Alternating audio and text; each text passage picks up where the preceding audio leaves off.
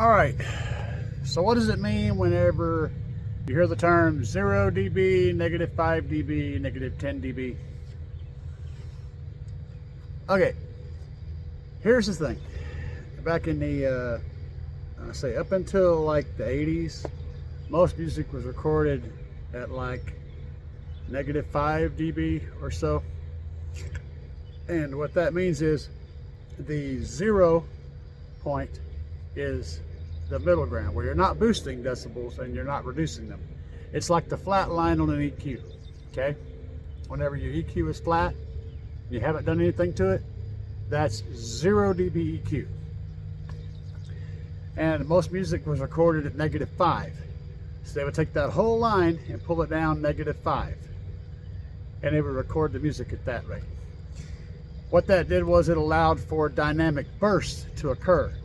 If you want to hear a good example of that, listen to the Pink Floyd The Wall album. There you go. You got nice quiet parts that are negative 10 dB, then you got some that are negative 5 dB where they're riding the music, and then you got crescendos and explosions. Those are 0 dB.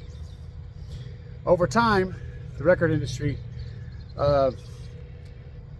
figured out that if they made their song louder than the other songs on the radio, people liked it more. So they started recording their stuff at a higher and higher and higher level. Modern music today is almost entirely recorded at 0 dB. So it doesn't have any dynamic room for burst because it's just going to hit hit the ceiling right there.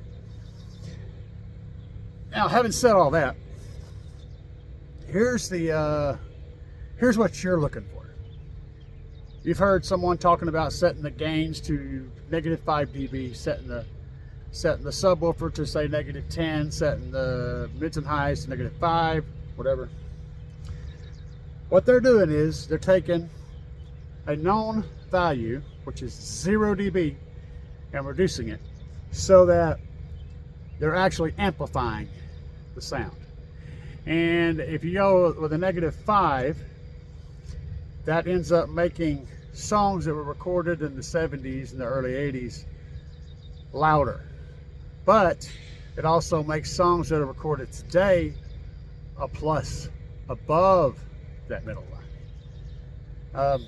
So you're setting your dB, you're setting your gain for the level of the music that you typically listen to.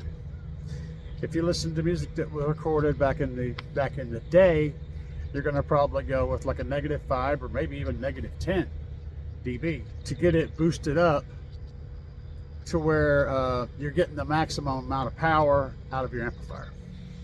However, if you get it set up for that and you play something from the last 10 years or 20, it's going to be, you're going to clip real hard unless you turn the volume down. That's what the negative 5, negative 10, 0, and all that stuff means. So ideally, if most of what you listen to is modern music, set for a 0 dB gain. And then set your gain to where it, at 40 hertz for the subs, to where it just barely under clipping at full volume on negative dB gain or 0 dB gain. And then set your mids and highs same way, to where they just almost clip but come back down at the maximum clean volume at 0 dB gain on like 1,000 hertz, and you're good.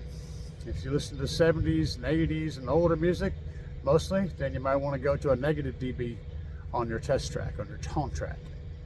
So there you go, guys. Just thought I'd help you out. Anybody know what that all meant? Now you have an idea, at least a general idea of what it means and how it applies to how you set up your gains on your amplifier. Peace.